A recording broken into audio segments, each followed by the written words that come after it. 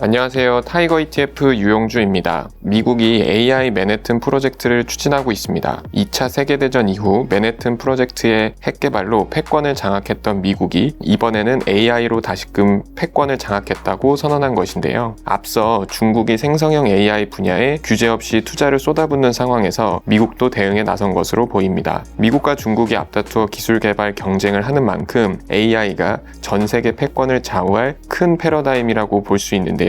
과거 2차 세계대전 당시 핵 물리학을 넘어 여러 분야의 혁신을 가져왔던 맨해튼 프로젝트와 같이 AI 맨해튼 프로젝트 또한 세계적으로 큰 파급력을 행사할 전망입니다. 특히 당장 2025년 1월부터 출범하는 트럼프 2기 행정부가 바이든 행정부와는 정반대의 AI 정책을 추진할 것으로 예상되는데요. 워싱턴 포스트에 따르면 지금껏 바이든 행정부가 연방정부 주도하에 AI 규제를 해왔던 것과는 달리 트럼프 2기 행정부는 규제를 완화하고 보다 공격적으로 AI 지원을 확대할 예정입니다. 이에 더해 트럼프의 미국 우선주의 기조는 미국의 독주를 더욱 심화할 것으로 보이는데요. AI의 폭발적인 성장과 미국의 우선주의, 거기에 금리 인하기까지 겹친 상황이죠. 그렇다면 시장 변화에 대응하기 위해 무엇을 주목하는 것이 좋을까요?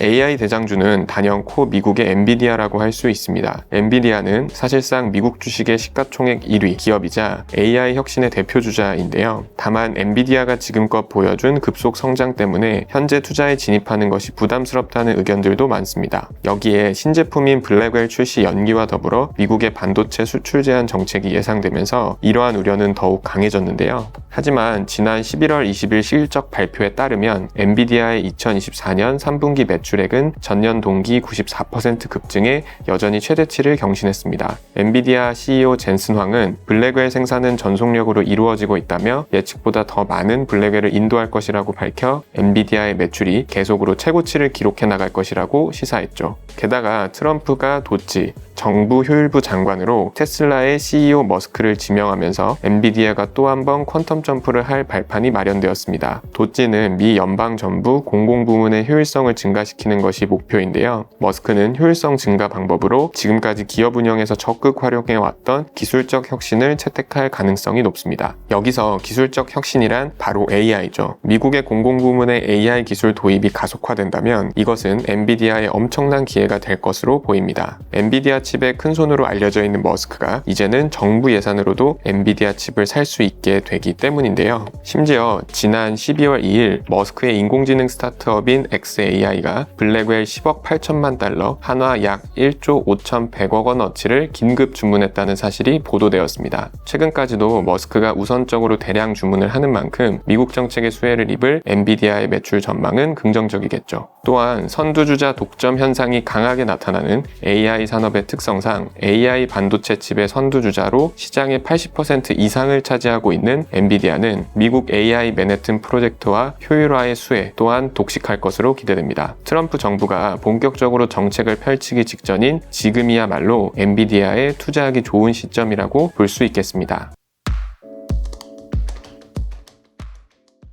엔비디아의 성장과 더불어 최근 2번이나 단행된 금리 인하도 주목해야 합니다. 본격 시작된 금리 인하기의 핵심 베팅 수단으로 채권에 대한 관심이 높아졌는데요. 금리가 내려갈수록 신규 발행하는 채권의 금리 또한 낮아지기 때문에 미리 사둔 고금리 채권의 가치가 상승하여 높은 기대 수익을 추구할 수 있기 때문입니다. 하지만 트럼프의 정책 변동성이 높아진 지금 금리 인하의 방향성은 확고하지만 그 속도는 점점 느려지고 있습니다. 실제로 파월 의장은 지난 11월 14일 미국 경제가 견조해 금리 인하를 서두를 필요가 없으며 앞으로의 트럼프 정책을 지켜볼 것이라고 언급했는데요. 채권 수익률이 빠르게 오를 것이라는 기대를 할 수가 없는 상황이 된 것이죠. 이렇게 자산의 가격이 횡보하는 시기에 유용한 전략이 바로 커버드콜입니다. 커버드콜 전략이란 기초자산을 매수하고 콜옵션을 매도해 이익을 챙기는 투자 기법인데요. 이러한 기존 방식은 안정적인 현금 흐름을 기대할 수 있는 대신 상방의 제한과 하방의 리스크를 가지는 비대칭 수익 구조에 따른 불편함이 있었죠. 그러나 최근 이 문제가 문제를 해결하고자 주식과 채권의 혼합을 시도한 커버드 콜 밸런스 전략이 주목을 받고 있습니다. 기대 수익이 높은 위험 자산과 기대 수익이 낮은 안정 자산을 분산 투자하고 안정 자산에만 커버드 콜을 실행하는 전략인데요.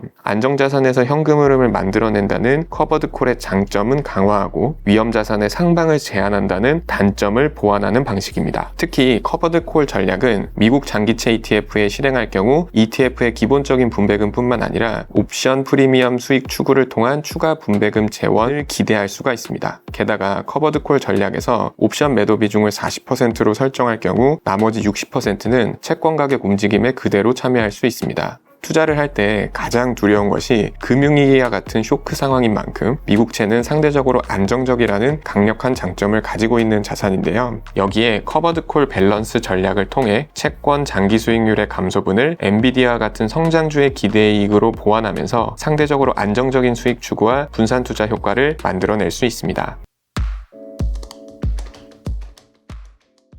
요즘 같은 변동성 장세에서는 엔비디아와 미국채 두 가지 자산을 배분하는 전략을 가져가는 것이 좋겠죠. 하지만 국내 일반 투자자들이 미국 주식인 엔비디아와 미국채 커버드 콜에 한 번에 투자하는 것은 번거로울 뿐만 아니라 세금과 환율에서 자유로울 수 없는데요. 이럴 땐 연금 계좌를 활용하여 두 가지를 한 번에 투자할 수 있는 국내 상장 ETF를 눈여겨볼 필요가 있습니다. 이러한 수요에 맞춰 최근 미래에셋 자산운용은 타이거 엔비디아 미국채 커버드 콜 밸런스 ETF를 출시하였는데요. 해당 ETF는 엔비디아의 성장성과 미국채 커버드 콜 전략의 밸런스를 맞추어 AI 시대와 금리 인하기를 한 번에 투자할 수 있도록 하였습니다. 엔비디아 주식과 미국 30년 국채에 동시에 투자하면서 높은 월배당을 추구하되 커버드 콜의 단점을 새로운 형식으로 해소한 커버드 콜 밸런스 전략을 실행합니다. 우선 AI 투자의 핵심이자 대표 성장주인 엔비디아의 30%, 금리 인하 베팅의 핵심 수단이자 대표 안정자산인 미국 30년 국채에 70% 분산 투자합니다. 향후 투자 시장의 핵심 투자 수익원으로 기대되는 AI 혁신과 금리 인하의 사실상 대장주에 투자하는 ETF이죠. 그 다음 박스권 행보를 보일 미국 30년 국채 ETF에만 커버드콜 전략을 실행합니다. 미국 장기채의 쿠폰 수익과 더불어 두 가지의 월배당 재원을 마련할 수가 있습니다. 엔비디아의 성장성과 미국채 커버드콜의 월배당 두 마리 토끼를 한 번에 잡을 수 있는 ETF라고 할 수 있습니다.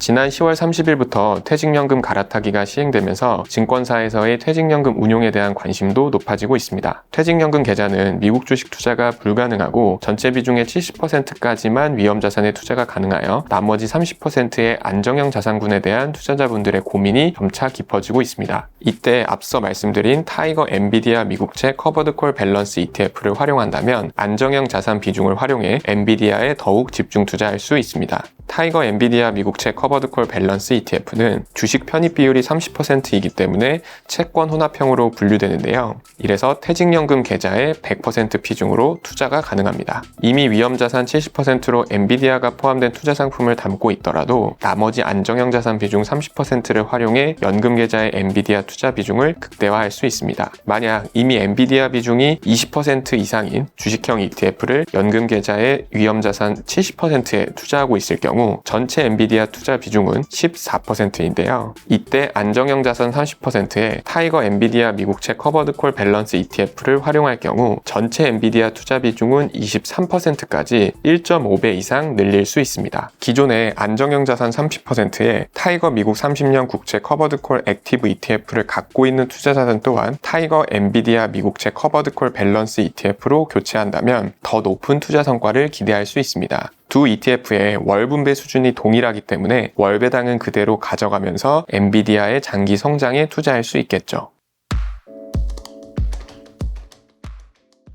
향후 4년 트럼프 2기 집권에 따른 AI 강세에 대한 기대감과 금리의 불확실성이 대두되고 있습니다. 이럴 때야말로 자산을 더욱 균형 있게 배분하는 전략을 세워 시장의 변화에 대응할 필요가 있는데요. 미국이 중국을 상대로 AI 패권을 장악하려고 하는 현재 상황으로 볼 때 그 중심에는 바로 엔비디아가 있다고 볼 수 있습니다. 이러한 세계의 메인스트림에 투자하지 않는 것 또한 리스크라고 말할 수 있을 텐데요. 금리 인하 역시 시대의 바램이자 트렌드인 만큼 이 둘을 한 번에 투자할 수 있다는 점에서 타이거 엔비디아 미국채 커버드 콜 밸런스 ETF는 매력적인 선택지가 될 수 있습니다. 또한 이번에 새롭게 선보이는 커버드 콜 밸런스 전략을 통해 엔비디아와 금리 인하를 통한 수익뿐만 아니라 아니라 분산 투자의 안정성, 월배당을 통한 현금 흐름까지 기대할 수 있습니다. 장기적으로 안정적인 퇴직연금 투자를 원하신다면 오늘 소개드린 ETF를 적극 활용하시어 엔비디아의 성장성과 금리 인하기의 수혜를 보다 효과적으로 누리시길 바랍니다. 감사합니다.